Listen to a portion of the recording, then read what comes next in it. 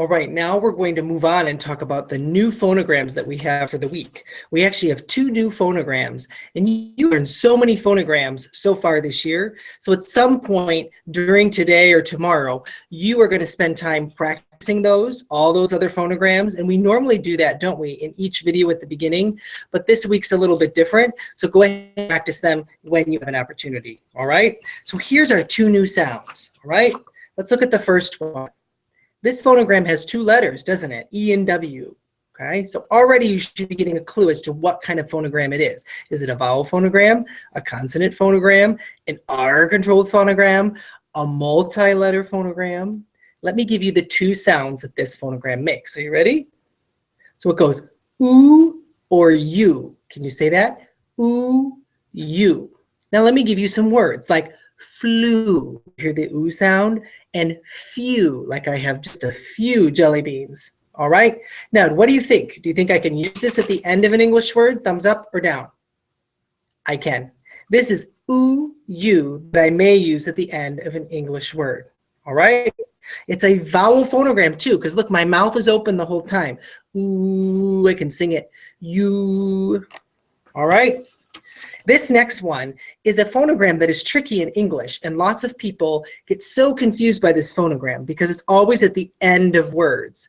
It looks like a boy's name. It appears to be a vowel phonogram, right? Because this is an E. And the first sound is ed, like a boy's name. So say ed. But here's where it gets tricky. It also makes 2 other sounds. It makes the D sound like dog and the T sound like toy. So I'm going to learn it like this. Ed, D, T. Can you do that with me? Ed, D, T. Now I'm going to add something. Past tense ending. So watch. You're going to go ed, D, T. Past tense ending. Can you do that? Ed, D, T. Past tense ending. Now Mr. says, what does that mean? Past tense ending. Well, to figure that out, we're going to talk about verbs. So see if you can remember what a verb is. I'm going to read this sentence. You like my dog? Looks more like a bunny, doesn't it?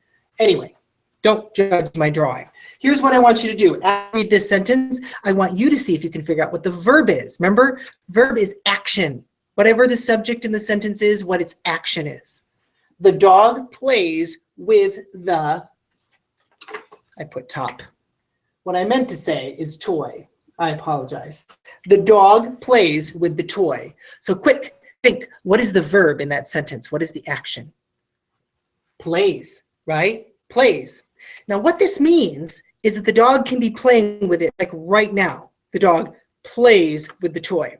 But what happens if I want to say the dog was doing that, but they were doing it yesterday, or like a week ago, or a month ago, or like 1,000 years ago, or like when there were pyramids? What would I do to my sentence to make it take place in the past, in the past tense? I'm going to do something to my verb. I'll give you a hint, okay? Anytime I want to change something so that it happens in the past, I always focus on my verb. And guess what? I'm going to add my ed ending, past tense ending. It means it happened in the past. Now listen to the sentence. The dog played with the toy. The dog played with the toy. Now, do you notice it's making a duh sound? I don't say the dog played the toy. That sounds weird. The dog played with the toy. Now, look in your student workbook again on page 270, and you've got a bunch of words that are verbs, but they don't have their past tense ed ending at all.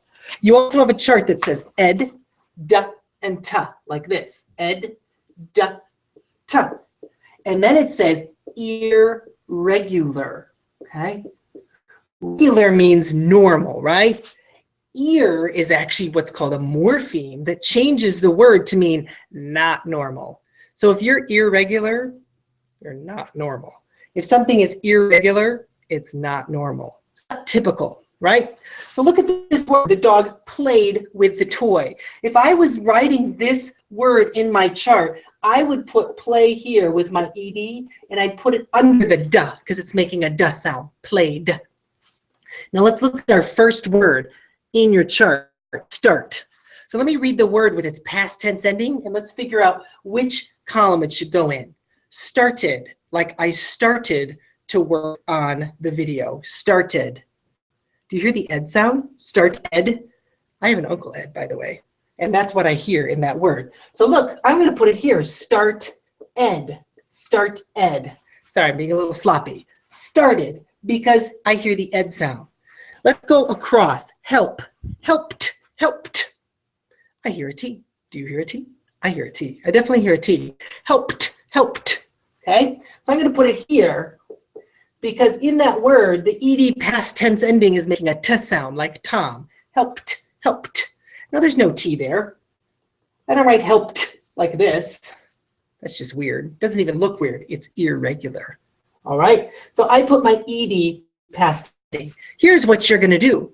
As a class, as a group, as pairs, however you want to do it, you're going to take in all of the words you're going to put into their different columns. Now, let me give you an example of an irregular verb. Look at the word grow. Grow. Do I say, I growed the grass, or I growed the plants? I don't say that, do I? In that word, it's irregular. So I'm not going to actually add the ed past tense ending. I'm going to change it to something else.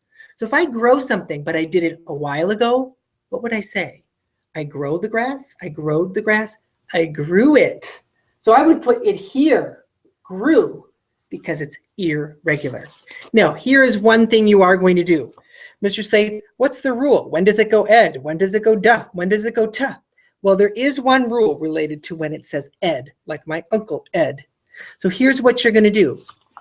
After you're done with everything, you're going to look at all the words in the ed column, and you're going to look at the last letter, hint, hint, before the ed, and see if you notice a pattern.